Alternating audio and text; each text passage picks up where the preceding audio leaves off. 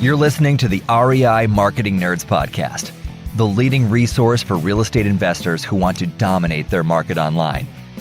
Dan Barrett is the founder of AdWords Nerds, a high-tech digital agency focusing exclusively on helping real estate investors like you get more leads and deals online, outsmart your competition, and live a freer, more awesome life. And now, your host, Dan Barrett.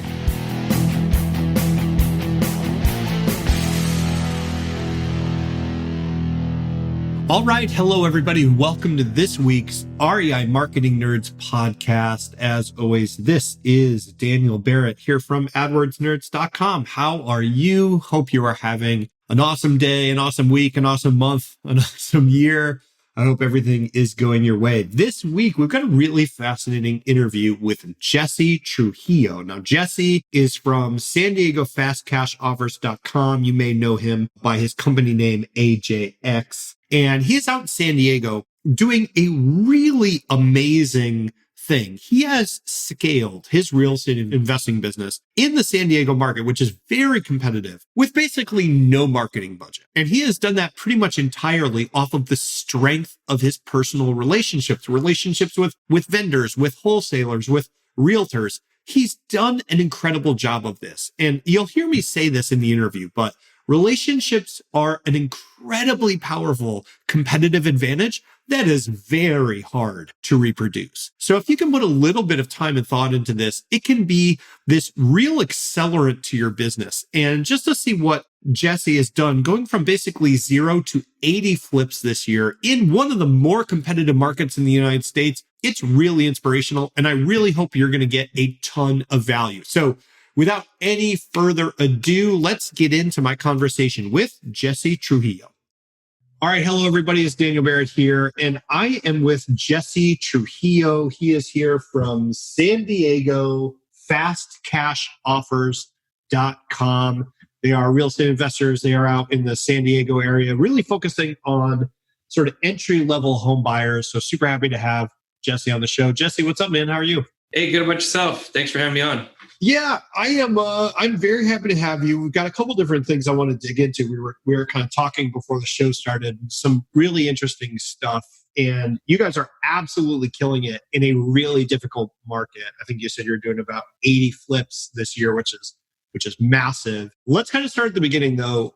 How did you get into real estate investing? Like, what was your into this kind of world we both live in? Yeah, well, of all things, actually, I never knew anything about real estate, and I was my end goal was to be a doctor. So I was actually studying at UCSD, and my goal was, being pre-med. And long story short, while I'm going to college, my sister graduated herself from college from San Diego State and became a teacher.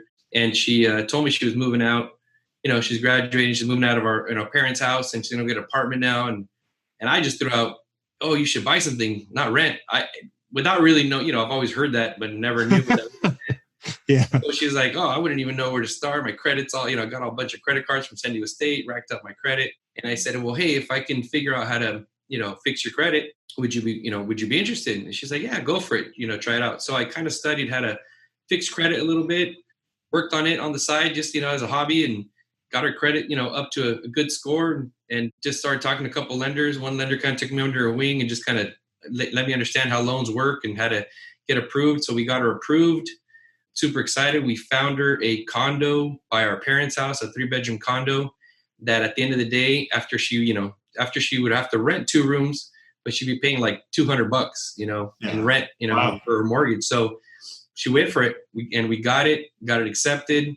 We closed. I think I was more excited than she was. And it's all she wrote. When it closed, it was like I don't know how to explain it. It was like the best hobby ever, for me, was a rush.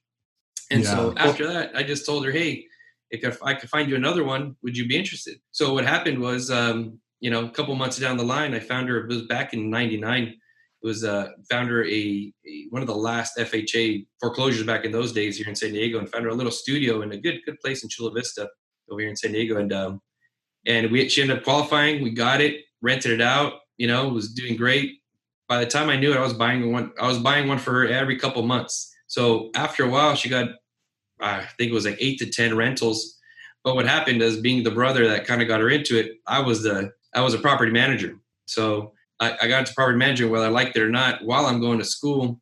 And it just became too much. It became too much. And I told my sister, hey, either you get a property management company or you sell them, and she just pretty much said, you know what, Jesse, just go ahead and sell them all.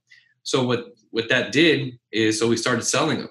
The market had gone up. I saw something that even made it more interesting to me is I saw the profits she was making as we were selling these properties after she held them for a while. And I was like, wow, there's something here. That's something that I like. It's not only was it a hobby, but now it's something that could produce money. And so it opened my mind to a whole different world.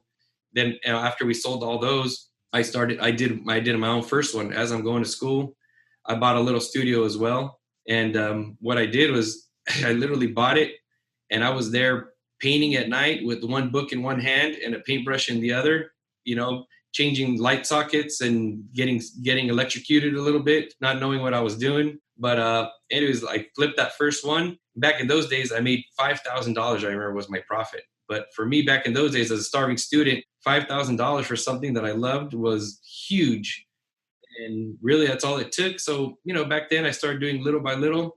I did one here, one there, and did some kind of just jointly with family. And we liked it. We liked it a lot. And as I was still going to school, I actually worked at a laboratory, UCSD Medical Center, and I worked my way up. And so of all things, funny people always ask me, what did you used to do before? So I was actually a head surgeon for this laboratory, and then working with a lot of perinatal doctors that are very well known actually here in San Diego now.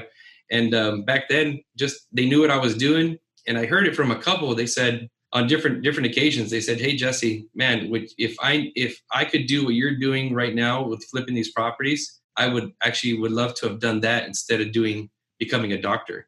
And I heard it from 2 or 3 of them on different occasions, from just separate conversations in different ways. And it really stayed with me because they said it's not what it used to be anymore. Yes, it's about helping people, but so much insurance is involved, so much bureaucracies. It's not as easy as you'd want it to be. And it really just stuck with me because that was my end goal, to be a doctor and help people. But we all know, right? Being a doctor, you never stop studying.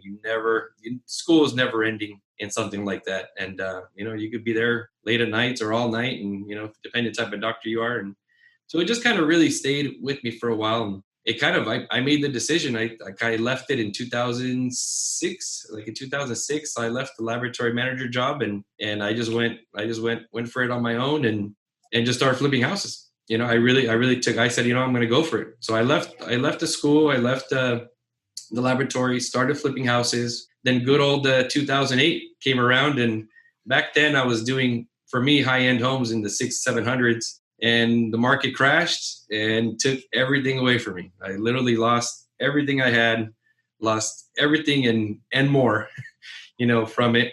But the only thing I learned from it is you got to, I had to make a decision. I told my wife at the time, I said, hey, either I go back to school and, go back and just be a doctor, or I keep trying to see, let's see where the dust settles after this whole, recession and with the market crashing and us being broke. We had nowhere else to go except for up. So I kind of told her, hey, let's, she kind of just said, you know what, do whatever your heart says. And she trusted me. And I said, okay, well, I'm going to stick with it. And didn't do anything for a year or two. In 2009, I did one property, and it made, I think, like $60,000. And with that $60,000, I did 20 flips in 2010. And pretty much all by myself, with a little bit of my dad's help, kind of helped me out with some of these properties. And then 2011, I brought my cousin aboard, name's Miguel. And since then, we've been growing just, 20, 30 properties a year. And then that's kind of where we're at now. But really what's changed in the last couple of years here, I started really kind of studying and listening to some of these, people that have been doing it for a while and seeing how they have the teams in place. And I just never thought of it, the scary part of hiring people, the scary thought of, you're going to be in charge of making sure that you have money for them each month and, to pay their salary.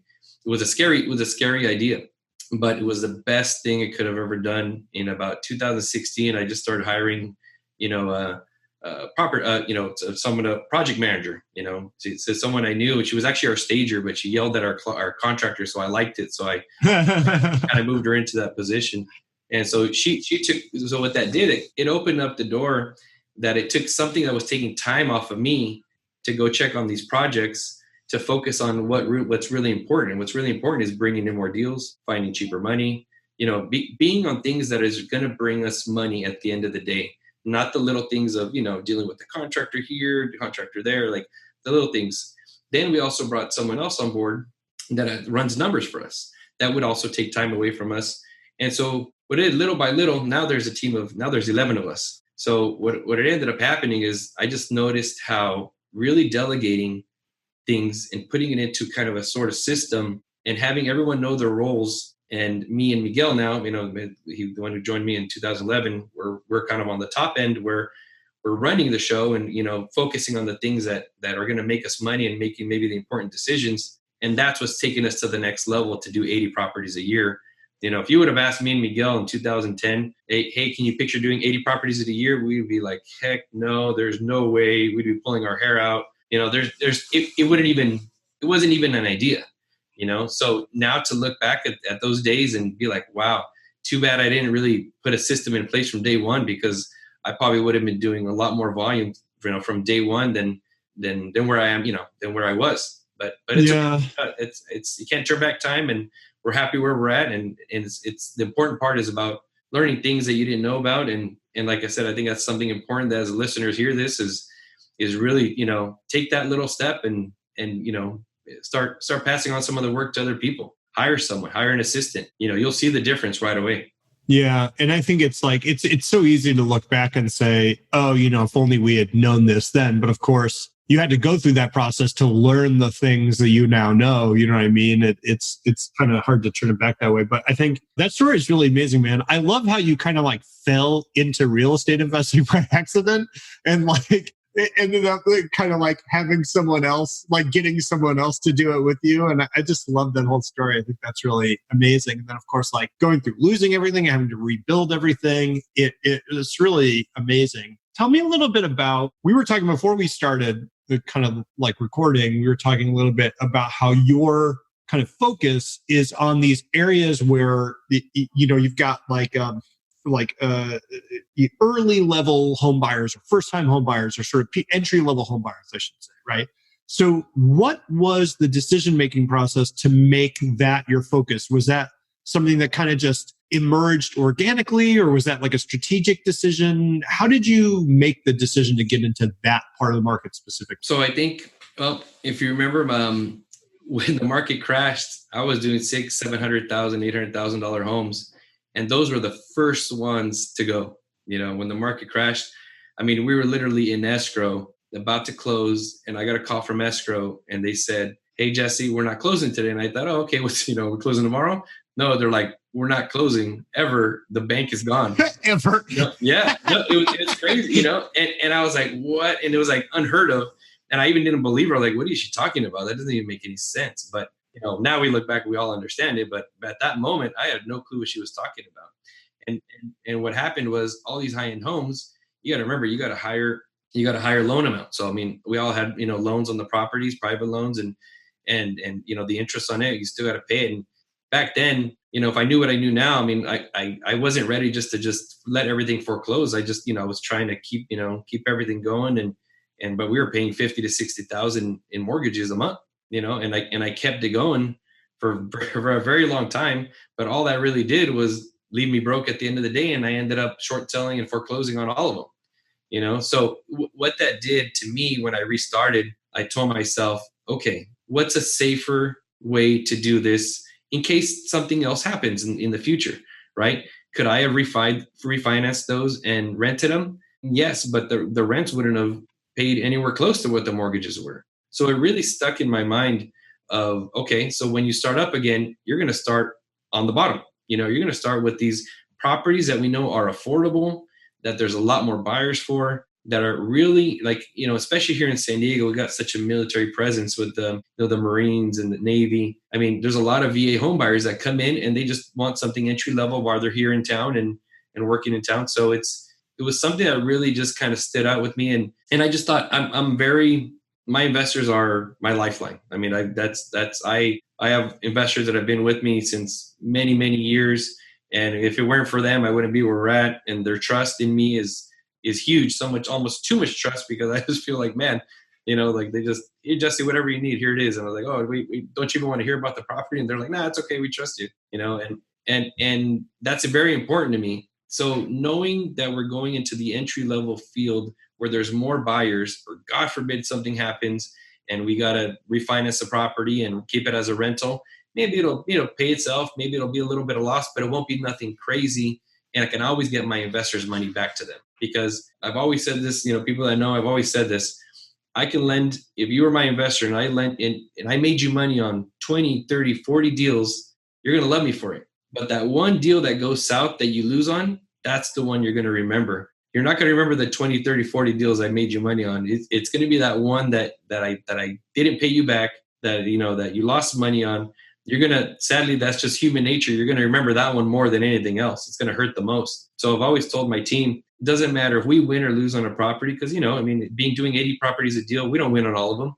We lose on, there's a slight, numbers that we sometimes lose on. And when it happens, I don't care. I always pay back my investors, because like I said, it's just part of the game. And it's very important to know that, that you just have to keep that in mind, that your relationships sometimes you got to keep those intact, because, if you pay them back, and that's what's taking us to the next level, that they know they'll lend to me, and they just know Jesse's going to do his best to pay us back and really have us in mind, when he's flipping these properties. Want to find motivated seller leads online, but don't know where to start? Download our free 2019 Motivated Seller Keyword Report today. AdWords nerds have spent over $5 million this year researching the most profitable keywords for finding motivated seller leads. And you can grab these exact keywords when you download our report at www.adwordsnerds.com/keywords. Well, let's talk about that a little bit, because, one of the things you said to me earlier was, you guys have grown this business, you're very successful in a very competitive market. So you really found yourselves a profitable niche. You're doing really well. One of the things you said to me was you've barely had a marketing budget that entire time, because most of the business you get through these relationships that you form with people in your market. So can you kind of talk a little bit about that? When you say that, what are you talking about specifically, and kind of how is that structured? How did you go about building those relationships? Sure. Yeah. So, it's really just little by little, especially in the beginning. It was in the beginning kind of started with agents. When I'd go there and meet up with them at the properties, and they'd meet me, and I really didn't have a track record, to be honest. It was just kind of a little bit of me. I've done a couple here and there, but didn't have anything behind me that was just super impressive. And it's just really talking to them and just being upfront with them. Not just, what I've learned is very important is you really just be upfront, be open. And I would tell them, hey, look, this is one of my first flips I've done, in a while, but I'm going to close it for you. And here's my lender, and I can give you the information. You could talk to them, and really it's just building that rapport with them. Like anything else. And I think they respected the fact that I would tell them, be honest with them, and not say, oh yeah, I'm going to close this in 10 days and not go through with it, and so little by little, as we started going, I saw the importance of that. And as we dealt with these agents, I think they've always come back and they said, Jesse, I'm going with you because you do what you say, and that's really, really been something that I pass on to my team, is hey guys, whatever we say, we do, and there's an example. There's an example actually this year that we bought a property from an agent we know that's sent us several deals. And he had other investors, and he just wanted to go with us because he knew that, we were going to close it. To be honest, we were off on our numbers. We offered way too much. And I remember our team, we had our meeting, we looked at it, and I just looked at him and he said, we're going to close it. We probably won't make any money on this. We might even lose some money on this, but our relationship with this agent is so important. And our word, is everything, that we're just going to close it and cross our fingers. Maybe we'll make money. Maybe we won't, but there's a good chance we're probably not. But it's just part of the game, because relationships are so important that once you burn yourself with them once, it's kind of the same thing as investors. You burn yourself with one agent one day on one deal, and they're probably not going to want to give you another deal anytime soon. They're going to go to the other investors. You got to remember, it's so competitive, especially here in San Diego. There's so many investors that they got enough to choose from, so it's just takes that one deal that you break your promise or do something that they didn't like or play games, that they won't even ever, think of you for any other future deals ever in your whole career. So that's how we just kind of grew it. And little by little, it said with agents, and same thing with wholesalers. With wholesalers, we got a lot of deals from wholesalers, and there's actually quite a bit of wholesalers here in San Diego that we know that sometimes they don't even give it to, they don't even blast it out anymore. They just said, I'd rather just work with you, Jesse, because you're just going to do what you say, and you try to, you're upfront, and you don't try to, you try to go aggressive on your numbers and make it a win-win for everyone. And so they respect that, and that's what I think has got us to that point. Yeah, it's interesting to think about, anybody on any side of a real estate transaction is taking on a pretty big amount of risk, right? You have all the risk that's just inherent in real estate and what the market's doing. And, are you going to, learn the house is built on some kind of like ancient burial ground or whatever, right? There's all these things that can happen. And then you have the relational part of the risk, which is all the other people that are involved in that transaction. If they don't do their job or they don't do what they're going to say, that can come back to hurt you. Right? Like you didn't disclose this, you didn't, you couldn't, you didn't actually, have the things as you said you're going to have, or the money you said you're going to have, or whatever it is. So it makes a lot of sense that like over time, if you can show people like, hey, like when you enter into a relationship with me, that actually decreases your overall amount of risk because you can take me at my word. That's a very powerful incentive, even if you're not maybe offering purely like numerically the highest offer in any given moment. People know they're taking on less risk. That's could be a much better deal. It strikes me, reminds me, I think it's a Charlie Munger quote where he says, a reputation takes a lifetime to build, but it only takes a moment to waste. Right. And it seems like you've done a really good job of kind of like forming those relationships and building that trust over time. That's awesome. That's really a huge thing. So what is next for you guys? Like, what do it's wild, man. Like you've been through this whole up and down scenario that a lot of investors have been through, right? And like you've come out the other side, you're more successful than you ever thought you were going to be. So what is next for you? Like, is it, you want to keep it where it's at and, keep this as like a lifestyle thing? Do you want to grow it and have like a big team? Do you want to go national? Like what's your kind of ideal scenario for your company? Well, it's funny you say that because that's where we're at right now. This year, we made the decision, I told the team that my goal for next year is 200 properties. So to get there, that means we're going full force. And we have to, what you have to do there is one, up your game of what we're doing right now. But the other thing is to be realistic, to be able to get there, I need to have more avenues of acquisitions.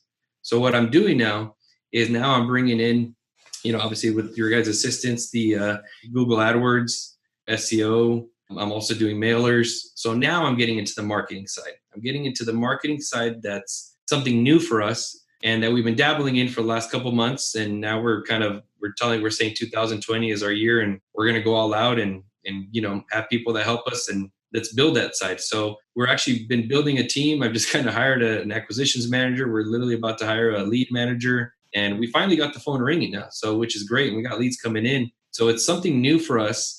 Because we would never really do that. I mean, we'd be buying from wholesalers. We wouldn't really be dealing with the sellers directly. So it is something very different for us, but we're excited. It's in the same realm because it's going to help us get more properties. It's a different way of getting acquisitions. But once we get it, it's the same thing that we're doing now. Because once we get the property, lock it up, 9 times out of 10, I think we're probably going to flip it. We might wholesale a couple, but there's definitely, it goes right back into our set system that we're going to flip it. So it's just another means of acquisition. So it's very exciting to see what's going to happen and exciting. We know that doing this direct marketing side, it doesn't happen overnight. It's not like putting an offer in today and an answer tomorrow. It's something, you got to nurture these leads. It's going to take a while. So it's for someone that's a little impatient like I am, it's definitely practicing my patience and knowing that, it takes time and you're going to build it.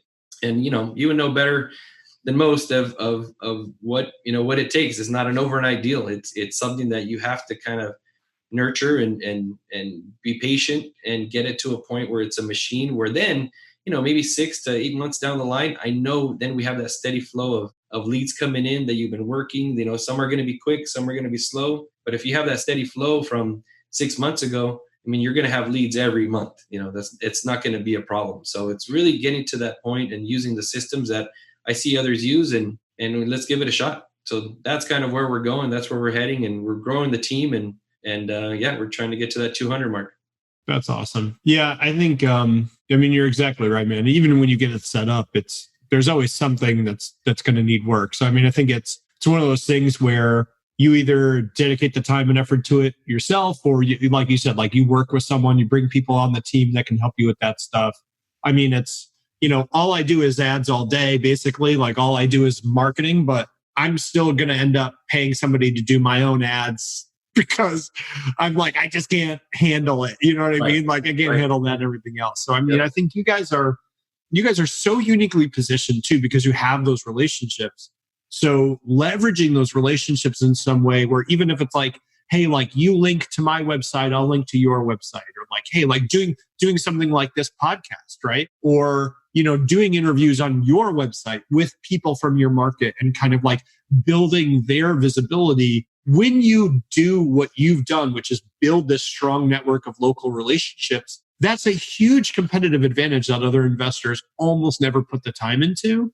And I think you guys have just done an amazing job. Everyone who's listening to this podcast, I really highly suggest you go and check Jesse's website out. So you can check out his website. It's San Diego FastCashOffers.com. Go look them up. They've done a fantastic job of kind of setting this stuff up. And like I said, you can kind of ask around his local market.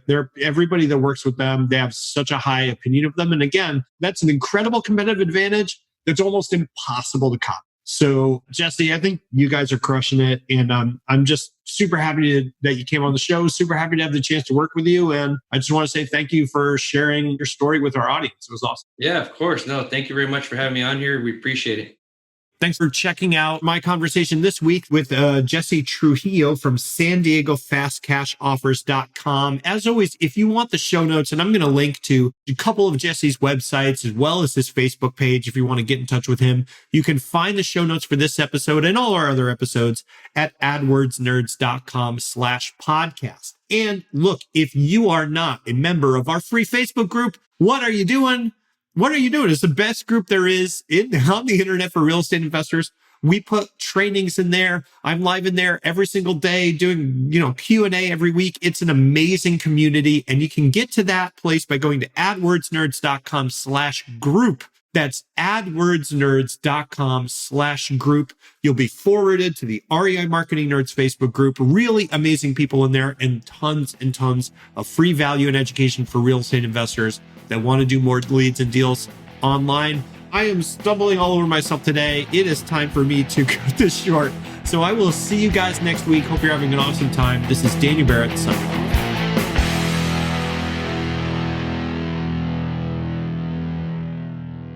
This is the podcastfactory.com.